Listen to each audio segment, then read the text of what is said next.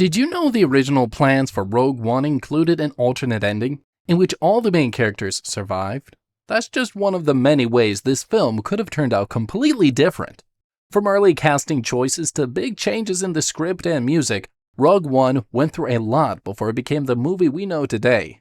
Let's dive into how it all came together and what could have been. Rogue One, a Star Wars story, went through quite a few changes during its production, and it almost ended up with a very different movie than the one we know today. The film's concept actually dates all the way back to 2003 when John Knoll, who was the visual effects supervisor for the infamous Star Wars prequels, came up with the idea for a yet-to-be-told story. His concept was originally intended for a series called Star Wars Underworld, which would explore the darker and less noble aspects of the Star Wars universe. But when Disney acquired Lucasfilm in 2012, Knoll felt that he had to pitch the idea again, wondering what could have happened if he had never revisited it. In 2014, Disney made it official that Gareth Edwards would direct Rogue One and Gary Whitta was hired to write the script. Later, Greg Fraser was brought on as the cinematographer. After Whitta finished his part, he left the project and several other writers came into the picture, including Simon Kinberg and Chris Weitz, who took over script development in early 2015. The title Rogue One was officially revealed around this time too. Originally, Edwards wanted the movie to have a grittier war film style. He aimed to show the complexities of war, where the lines between good and bad aren't always clear. But here's a big twist. In the initial version of the script, the main characters were supposed to survive. Edwards assumed that Disney wouldn't allow a darker ending, so he had the rebels making it out alive. But the producers felt that a more tragic, sacrifice-filled conclusion was the right direction, and they ultimately went with the ending we see in the final film. In 2016, the film went through 5 weeks of reshoots, with Tony Gilroy, a seasoned screenwriter and director, coming in to add new scenes and help fix the ending. Gilroy ended up playing a big role in the final product, working alongside Edwards to tweak the film's tone and structure. Many elements, including the now iconic ending, where all the main characters perish, were changed during this very process. Gilroy even got a screenplay credit, and was paid millions for his work. Interestingly, several well-known screenwriters like Christopher McQuarrie and Michael Arndt also contributed to the script at different points, and the film always remained a collaborative effort throughout. The influence of so many writers is a part of why Rogue One could have been a much different film, depending on which direction they had chosen. Another key decision was whether to include the traditional Star Wars opening crawl. It's the iconic text that scrolls up the screen at the beginning of each main saga film. This was a huge debate. Kathleen Kennedy, the president of Lucasfilm, explained they were discussing it, but ultimately the team decided against it. The reason was that Rogue One was meant to stand apart from the main saga films, so they wanted to give it a different feel from the very beginning. Instead of a crawl, the film opens with just the title, breaking with Star Wars tradition. Finally, the title itself had layers of meaning. Edwards explained at Star Wars Celebration 2016 that Rogue One had 3 main interpretations. First, it referenced the Red Squadron from A New Hope.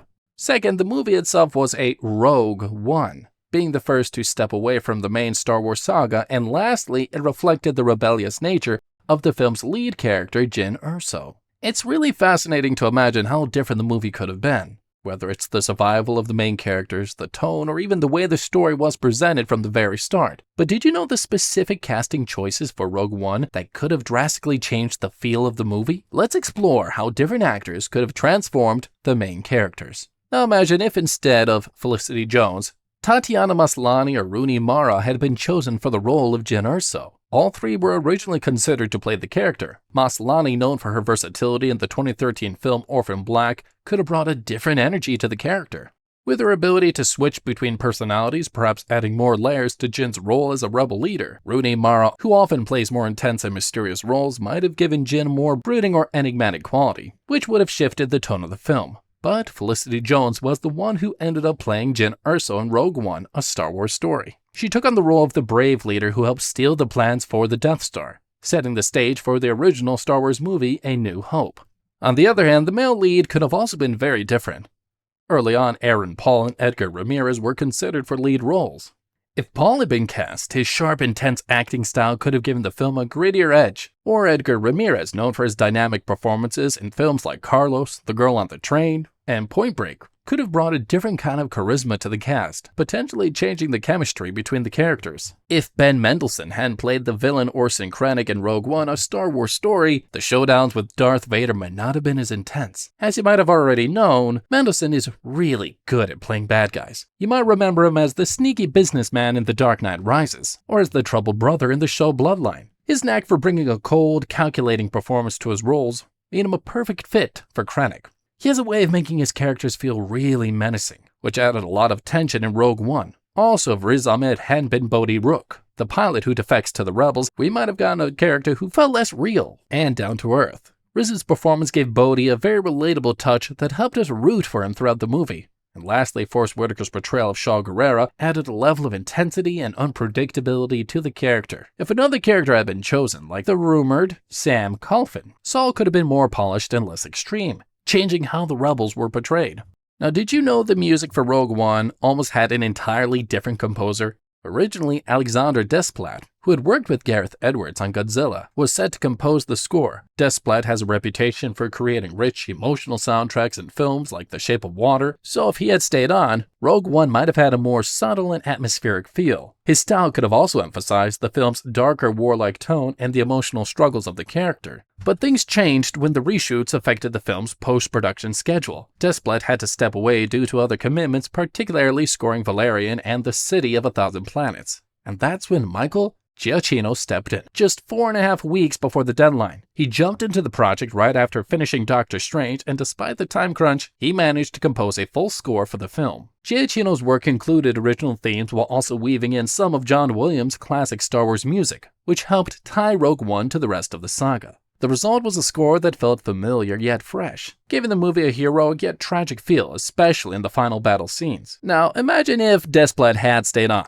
His more nuanced and emotional approach could have given the movie a different musical personality, perhaps making the story feel more intimate and personal, focusing more on the characters' sacrifices. Giacchino's action-packed score, on the other hand, gave it the intensity and urgency that really suited the fast-paced, high-stakes moments, especially given the setting of the Star Wars universe. The official soundtrack came out in December 2016, and an extended version was released in 2022. Offering even more behind-the-scenes insight into the score's development. But even after all the last-minute success stories during development, the promotion for Rogue One was still delayed. What happened and how did that impact the film's overall success? The promotion for Rogue One hit an unexpected bump in the road due to the release of Mission Impossible Rogue Nation in 2015. Paramount Pictures had already registered the title with the Motion Picture Association of America before Disney revealed the name of their Star Wars spin-off. To avoid confusing audiences, the studios came to an agreement. Disney held off on promoting Rogue One until mid-2015, except for a brief teaser that was shown at the Star Wars Celebration in Anaheim. The first teaser trailer, released in April 2016, quickly grabbed everyone's attention. Critics praised it for a number of reasons, especially its portrayal of strong female characters. The Daily Telegraph described Jyn Erso as a roguish Han Solo-style heroine, and applauded the film's commitment to the production design of the original Star Wars trilogy. The Hollywood Reporter also noted the nods to the original trilogy's visuals and pointed out how the storyline would naturally lead into A New Hope, as fans already knew the outcome from its opening crawl. David Sims from The Atlantic highlighted the return of iconic Star Wars elements in the trailer, like the AT-AT walkers,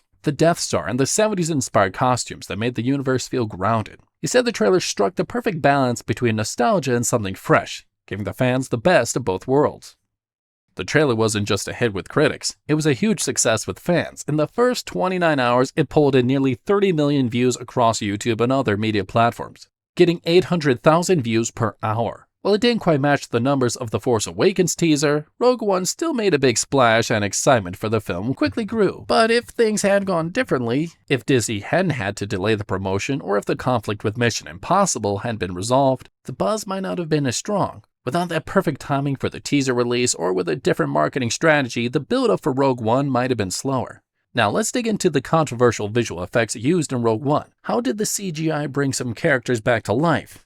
And why did it stir up so much debate? The CGI in Rogue One got people talking, especially when it came to bringing back Peter Cushing as Grand Moff Tarkin. Since Cushing unfortunately passed away in 1994, Lucasfilm used CGI to recreate his character with permission from his estate. While some were impressed, others thought it felt off.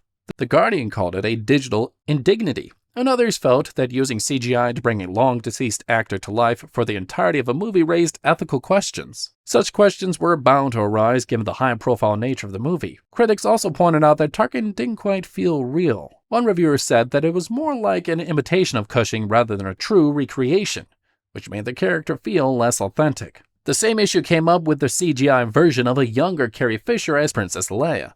While the scene was meant to give the film a hopeful ending, some viewers found it distracting. Critics described her appearance as too perfect and plastic, pulling them out of the emotional moment. Carrie Fisher actually liked the CGI version of her younger self in Rogue One, but not everyone was a fan. It shows just how tricky it can be to use CGI to recreate characters. Maybe using a different method would have felt more real, connected better with the audience.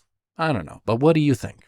If you enjoyed this behind-the-scenes look at Rogue One, and the decisions that shaped the version we got, make sure to like this video and hit subscribe for more behind-the-scenes breakdowns of your favorite films.